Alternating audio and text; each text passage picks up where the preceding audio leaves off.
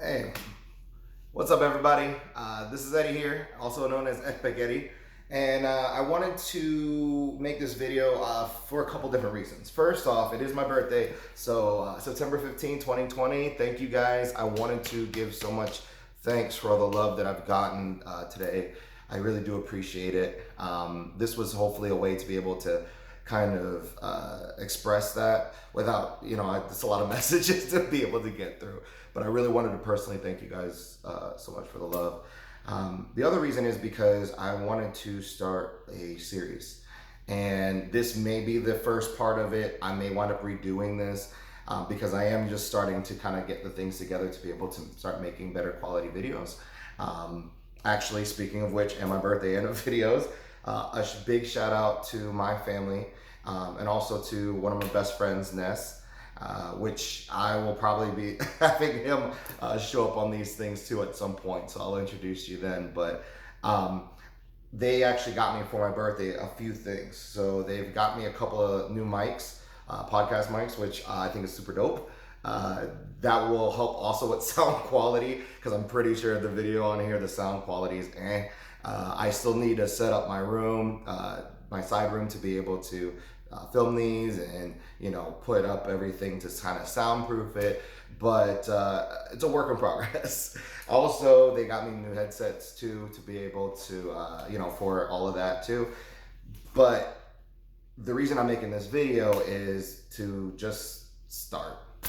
I've been toying with this idea for a while, and I just keep pushing it off. Because I need this and because I need that. And my brother said to me that when I received my gifts today, he said, "Well, you make sure you better put it to use." And so because of that, I decided, you know what, screw it. Let's just make a video, get the ball rolling. And who knows? This may be the start of it. I may redo it, whatever. But what I wanted to do is what I called Real Talk Tuesdays. And in Real Talk Tuesdays, I wanted it to be a way to talk about just some real stuff and be able to kind of connect with people. And maybe there are people who feel the same way or go through similar things and be able to open up a dialogue or just help them not feel just so alone. Also, just kind of therapeutic for me to kind of get these things off my chest. But before we start, it is Tuesday, so I also enjoy my Tequila Tuesday. Anybody who knows me knows I love tequila. So today, what I'm going to be having is the Teremana Tequila. This is actually The Rock, who is actually somebody I really admire. Dwayne Johnson. You can roll up here and start sponsoring me if you want. But his tequila, I've had it actually before, but it's really good. Actually, shout out to my boy Jared, who left this at my house. So thanks, bud. So just have a little bit of that just to sip on while I do this. This is actually super, super smooth tequila, especially for the price point. So it's actually really good. So, today, I just kind of wanted to really just talk about this year. There's a lot that has gone on in the world, and it's been nuts, and everybody's been having a hard time. But I wanted to talk about something in particular that's gone on with me. So to kind of rewind this a little bit, I'm gonna kind of have to tell you a little bit about me. So I grew up, born and raised in Virginia. My mom was a single mom, raising the three of us boys for the most part by herself. And she worked full time. She went to school full time. She really busted her butt to be able to provide for us. She definitely is, my hero, my heart, someone I have admired and loved. I loved her heart. She always is super, super giving to people, sometimes almost to a fault. And but no matter what she went through or what happened to her, she never gave up that attitude, and that's something that I always admired about her because she was always still giving to people. Me personally, I have gotten a bit jaded, being hurt in the past by different people, and it definitely has put up walls and guards. But my mom was always open and giving and gracious to everyone. That was just kind of the heart that she had. So fast forward, she went through breast cancer. She beat that. She lost her parents. My grandparents passed, I think about 4 years ago now, and she had to run the funeral and help with all the burial and help with all that stuff. And she still maintained herself and took care of everything. So she's very, very much a strong, strong, strong woman, and that's something I really love and appreciate about her too. Um, 2020. Um, it's interesting because the past 2 years, 2018, 2019, I had the best years as far as work and success and financial gain that I've ever had in my life. I didn't grow up with much. Um, and I'll kind of save maybe that part of my story for another time. But I remember my goal in life was to be financially secure enough that I never had to worry, because there was times we lived paycheck to paycheck. You know, we had to really kind of like, I always had to work to provide for the things that I needed, like, you know, car and phone and stuff like that. And if she had it, she would have totally wanted to do all that for me. But I think it was great that she was able to give us a sense of work ethic, but also it was the only way we could do it, you know? Uh, but 2018, 2019, I overexceeded that goal. I did very, very well for myself at the job that I do now. And 2020 was gearing up to be the biggest year that I'd ever had. And 2018, 19 were already amazing. Celebrate New Year's. January goes through, having a great month. February comes, and I decided that I wanted to take a vacation. I hadn't taken a nice big vacation in a while, and so I decided that I worked really hard and I deserved it, and I wanted to spend some time and get out of town and relax and rewind. I wound up planning a trip with my friends to Mexico, and we wound up going to Mexico and having an amazing time. Prior to going to Mexico, I wound up getting a call that my mom had um, an infection in her knee, and that she went to work, fell down, and got sent home. Leg started hurting. She got rushed to the hospital, and that's when she found out she had the infection in her knee. Um, so when she got rushed to the hospital, I called my mom because I had the Mexico trip planned that weekend, but I wanted to see if I needed to come back to Virginia to be able to, see her or help or whatever it might be. My brothers told me, because my youngest brother, thank God for him, had to take a whole week off of work to be able to help her at the hospital. My middle brother, thank God for him, was going to take a week after that to relieve my youngest brother so that he could go back to work. And then if they needed me the third week, then I would come out and relieve him. I called my mom, and I, I did kind of fuss her out a little bit, just because my mom is so strong, but she's also really stubborn.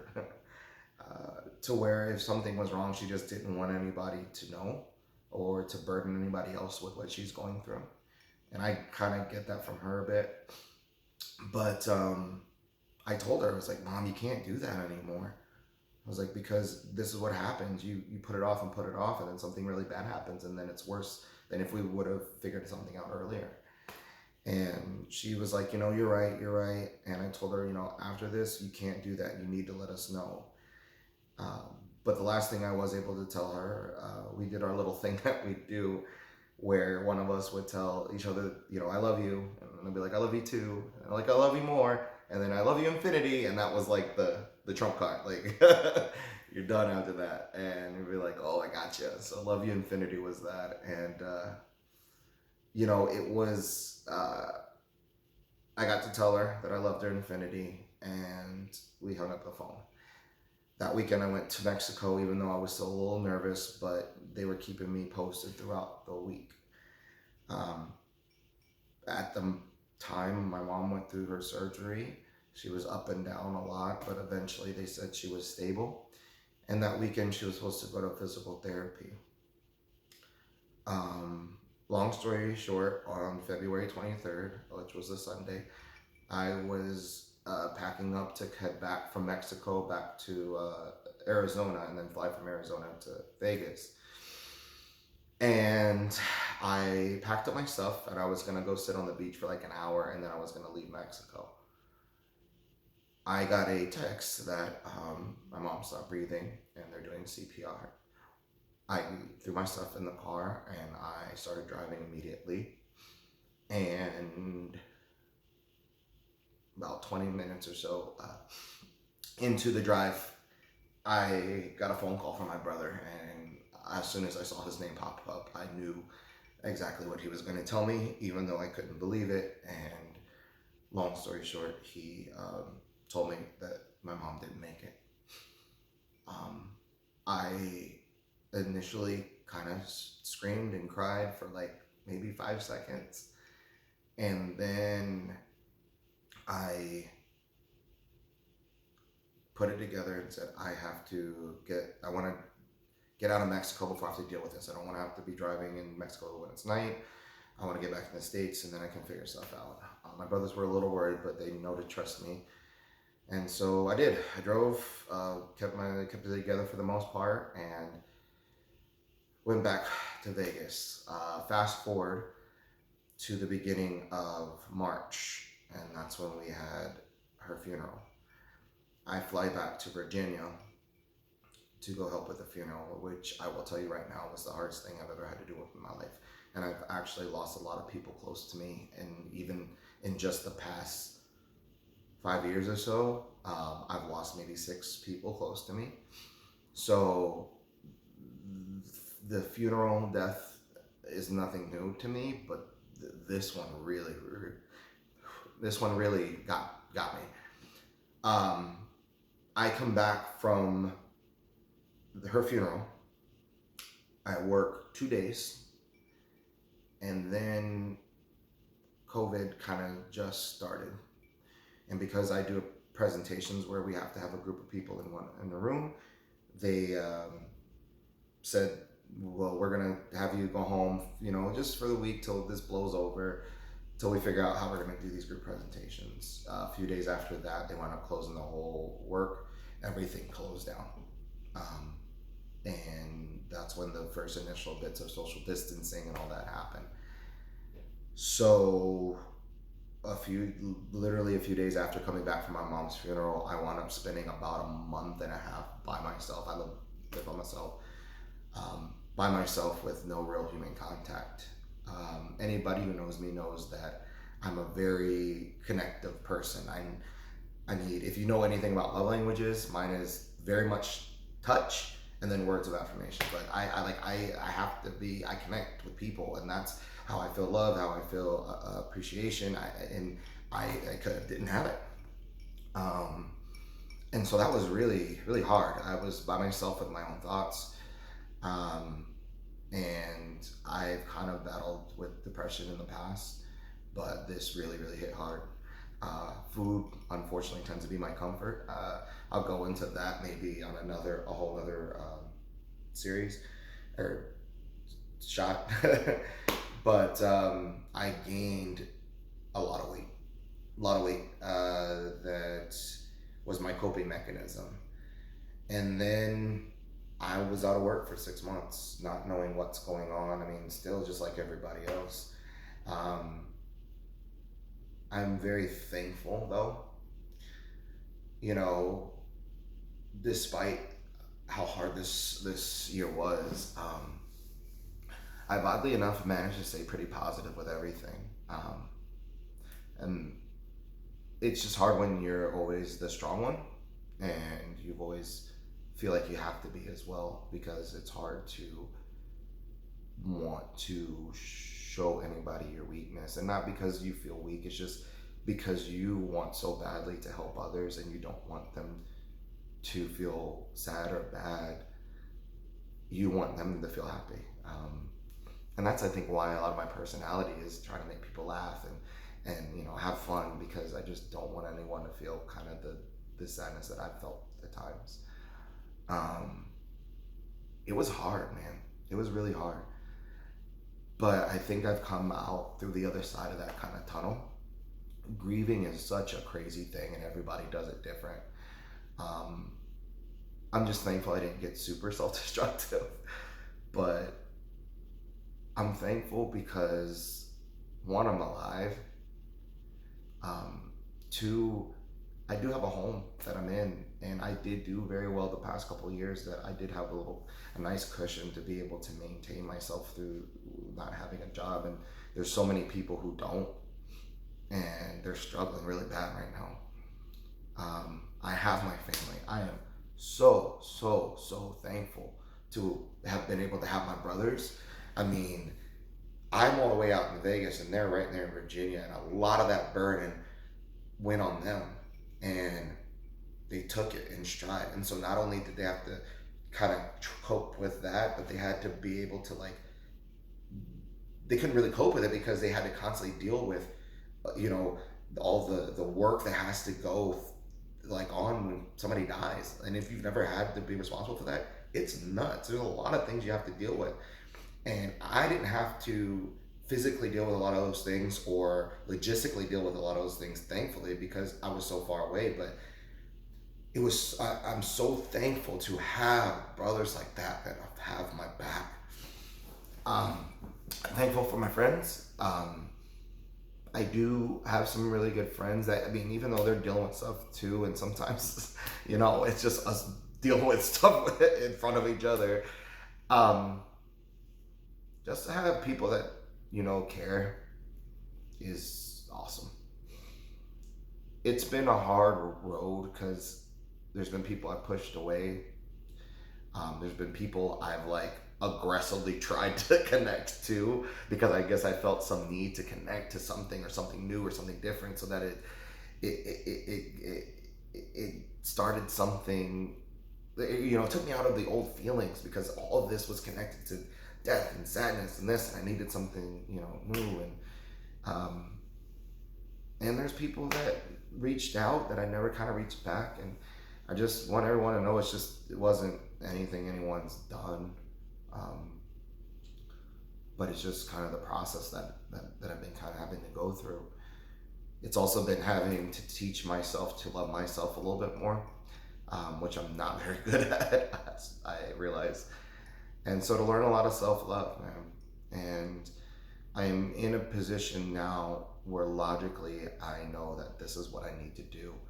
And so now it's just taking the steps to do that. So my goals, as far as finishing out this year and hopefully beginning of next year, is to start something new, which this is the beginning of that, to really kind of tap into my creative outlet, that's the kind of person I am. To really start to focus on me and just treating myself better, learning to love myself. I'm gonna start getting myself back into the gym and eating better to lose a lot of this weight. One, just to feel better about myself, to feel better in general and health-wise, but mainly just to kind of get that confidence back and really care for me.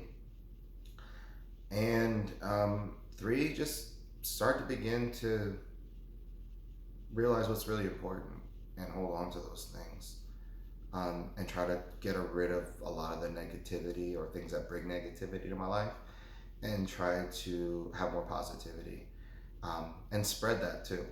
And that's part of the reasons why I wanted to start this today, is because it's my birthday. It's the start of a new year, personal year for me. And what better way to start it than to start it fresh, and start it with a mindset of taking care of yourself and building something for yourself. And it's gonna be a long road to start, but I'm actually really excited, because I think this is going to be a good chapter of my life. And I hopefully with this will be able to start doing the same for other people and maybe help with their positivity too. So that being said, here's to new beginnings. Happy birthday. Cheers. Life's short, everybody. Make it epic.